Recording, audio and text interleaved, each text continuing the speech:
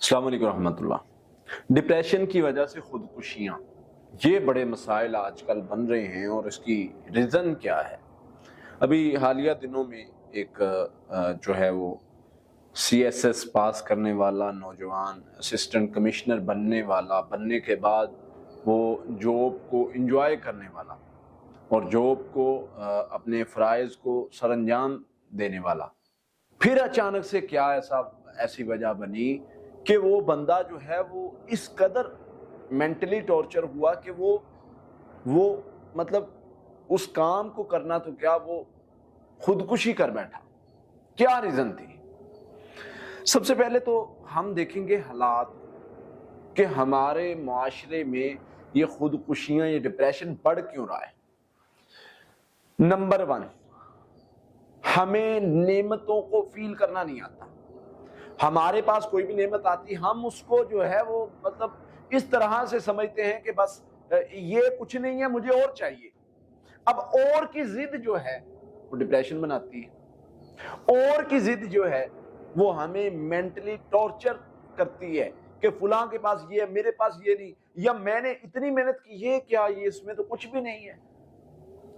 और जब इंसान अपनी वो फीलिंग को, अपनी जो कैफियत है उसको इंजॉय नहीं ना करता, मतलब माहौल को इंजॉय नहीं करता, तो वो फीलिंग जो है वो उस पर बर्डन बनना शुरू हो जाती है, डिप्रेशन बनना शुरू हो जाती है। तो सबसे मेन चीज है वो है, जिस इंसान में सब्र और शुक्र नहीं है वो डिप्रेशन का मरीज जरूर होगा। जिस इंसान में सब्र और शुक्र है, मुश्किल टाइम आया, वक्त आया, परेशानी, कोई तकलीफ, कोई मसला बना, सब्र है, तो वो बंदा डिप्रेशन को अपने ऊपर सवार नहीं करेगा। शुक्र करने की आदत है, हालात में पिस भी रहा है, स्माइल नहीं छोड़ रहा, हालात में पिस भी रहा है, मुश्किल वक्त है, लेकिन वो फिर भी क्या कह रहा है, अल्लाह तेरा शुक्र है। अल्लाह फरमाते मैं इसको राजी करूंगा।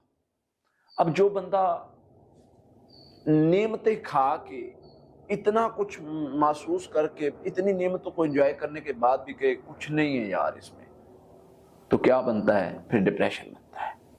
तो इसलिए हमने देखा बिलाल पाशा का केस, वल्लाह एक बार ना दिल अजीब हो जाती है कैफियत के, यार इतने वो बाप, मजदूर बाप का बेटा जो एक दूसरे इलाके से, जो एक पसमानदा इलाके से उठता है, कोशिश करता है, स्ट्रगल करता है, अपने आप को मनवाता है, और फिर जो है वो एक सीट मिलती है।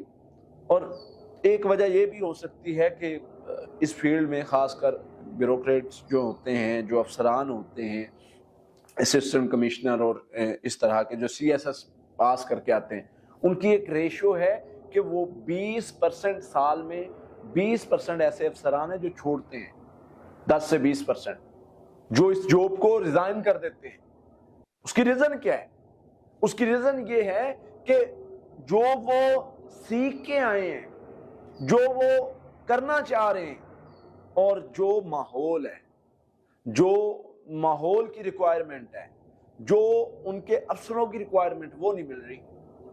वो ऑनेस्टी और वो सारी चीजें मुल्क में के लिए कुछ करने का सोच के आ रहे हैं, और आगे आके उन्हें वही गली मोहल्ले के मसाइल और चौधरी की फरमाइश और सेठ साहब की फरमाइश और सरदार की फरमाइश, और उस पर चलना पड़ रहा है, उस पर चलना पड़ रहा है, नहीं कर रहा, अफसर की कॉल आ रही है, बड़े मसाइल होते हैं। तो इस पर भी हमें एज ए कौम अपने आप को बेहतर करना चाहिए कि किसी भी, अगर किसी का कोई सोर्स है कि वो किसी से काम लेने के लिए किसी को दबा सकता है, तो वो सारी चीज़ों को देखना चाहिए कि अगला बंदा भी इंसान है। हमें अपनी नेमतों को फील करना है। अल्लाह ने हमें क्या दिया उसको फील करना शुरू कर दे। मुझे गाड़ी दी, मैं शुक्र करूं, मुझे कर दिया, मैं शुक्र करूं, फील करूं, महसूस करूं।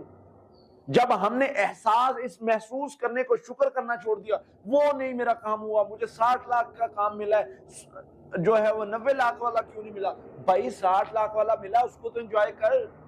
मुझे जो है वो दिन में इतना माल मिला, इतना क्यों नहीं मिला? और जो मिला उसको तो एंजॉय कर।